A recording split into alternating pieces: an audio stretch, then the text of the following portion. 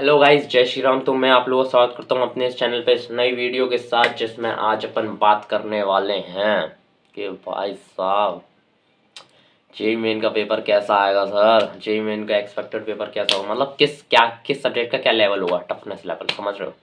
तो देखो जी, अगर किसी को लग रहा है मैथ्स का पेपर हार्ड आएगा, गलत हो, नहीं आएगा। स्टार्टिंग से बात करते हैं, फिजिक्स को पकड़ते हैं सबसे पहला।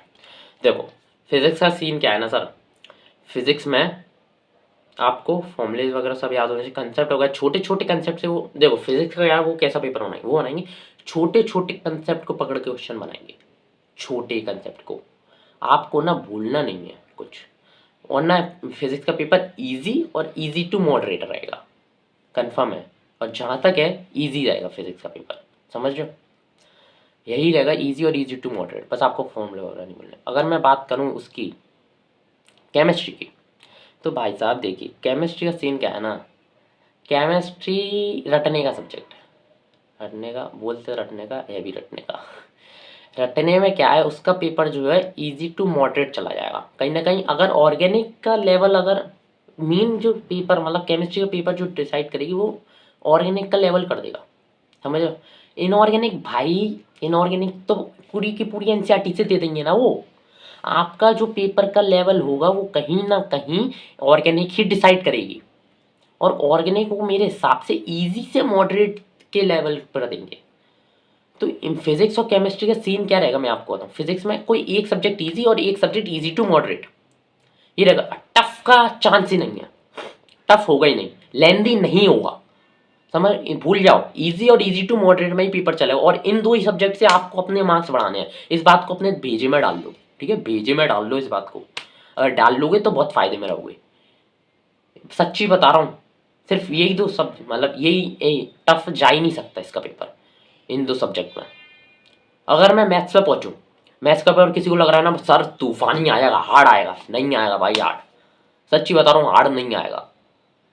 मैथ्स का पेपर मॉडरेट आएगा, मैथ्स का पेपर मॉडरेट आएगा, और मॉडरेट आएगा, पर ट्विस्ट होगा ना मैथ्स के पेपर में। ट्विस्ट ना हो तो मैथ्स का पेपर ही क्या, वो मैथ्स का पेपर मॉडरेट बट लेंदी, कसम से लेंदी होगा। और शायद इतना भी लेंदी हो कि 1 घंटे में हो ही ना पाए।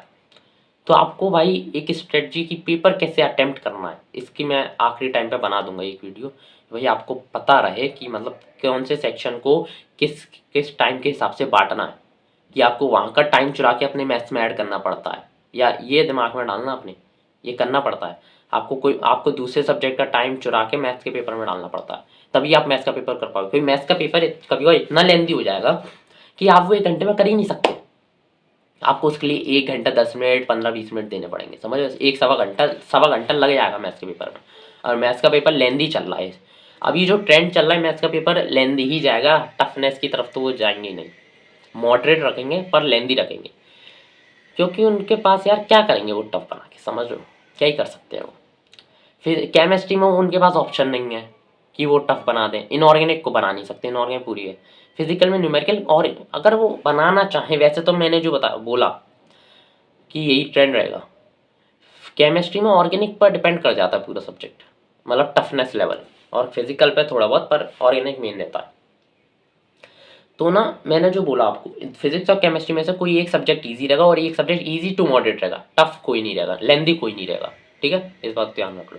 उसके बाद कैलकुलेशन में कोई तूफानी नहीं होगी, इस बात को मैं पक्का लिख के दे सकता हूँ आपको। कैलकुलेशन भी कोई ऐसी बहुत बड़ी कैलकुलेशन नहीं होगी, समझ लो, बस बट मैथ्स का पेपर मॉडरेट और लेंदी होगा, हार्ड वो भी नहीं होगा।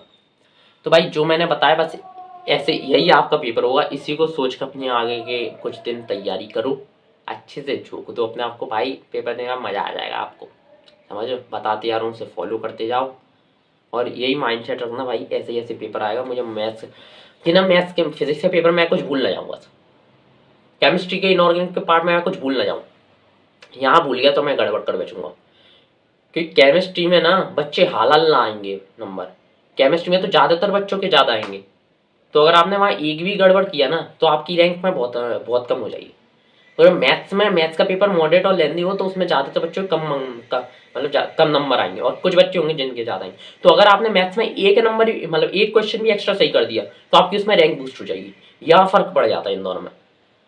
ये बहुत इंपॉर्टेंट बता रहा हूँ मैं तुम्हें, इस बात को अपने दिमाग में भेजे में डाल लेना।